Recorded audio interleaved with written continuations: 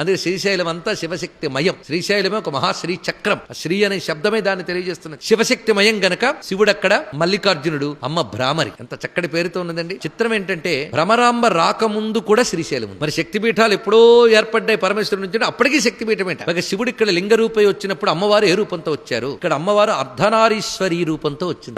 ఉన్నది అర్ధనారీశ్వరి, గౌరీదేవి ఆ రూపంతో వచ్చింది. అందుకే మల్లికార్జునుడి దర్శనం చేసి మనం ప్రక్కకి అలాగా రాగానే అర్ధనారీశ్వరుడు అని ఒకటి కనబడతాడు. అది అర్ధనారీశ్వరుడు కాదు, అర్ధనారీశ్వరి. నువ్వు అలా చెప్తే అలా నమ్ముతామయ్యా అని మీరు అనొచ్చు, కానీ ప్రమాణం చూడండి. శివుడే అయితే ముందు నంది ఉండాలి, కానీ అర్ధనారీశ్వరుడు అని మనం వ్యవహరిస్తున్న ఎదురుగా సింహం ఉంటుంది. సింహం ఎవరి ముందు ఉంటుంది? అమ్మవారి ముందు ఉంటుంది. అందుకు అర్ధనారీశ్వరి. అది శక్తిగా ఉన్నది అర్ధనారీశ్వరి, శివుడు మల్లికార్జునుడు. తర్వాత వచ్చినటువంటిది భ్రామరి. ఎప్పుడు వచ్చిందంటే అరుణాసురుడైన రాక్షసుడు విజృంభించినప్పుడు దేవతలందరూ హిమవత్ పర్వత ప్రాంతంలో ప్రార్థన చేస్తే ఆ తల్లి హిమవత్ పర్వత ప్రాంతంలోనే అరుణాసురుని సంహరించింది. ఎలా సంహరించిందంటే తన నుంచి అనేక తుమ్మెదల్ని ఉత్పన్నం చేసిందట ఆ తల్లి. ఈ భ్రమరములన్నీ వచ్చి, ఇది మనకి చండీ సప్తశతి దేవి మహాత్మ్యంలో కూడా ప్రస్తావన ఉంది. భ్రామరి ఒక మహాశక్తి, సామాన్యం కాదు, దుర్గ యొక్క రూపం ఇది. ఆ తల్లి ఆ విధంగా అనేక భ్రమరములను ఉత్పన్నం చేసింది. ఆ భ్రమరముల యొక్క దాడితో అరుణాసురుడు అతని సైన్యము సంహరింపబడ్డారు. ఇది జరిగింది హిమవత్ పర్వత ప్రాంతాల్లో. అప్పుడు దేవతలందరూ ప్రార్థన చేసి, అమ్మ ఏ రూపంతో నువ్వు ఇప్పుడు మమ్మల్ని కాపాడేవో ఆ రూపంతో భూమి యందు నువ్వు ఉండి అనుగ్రహించాలని ప్రార్థించారండి. ఎక్కడ ఉండాలి అంటే,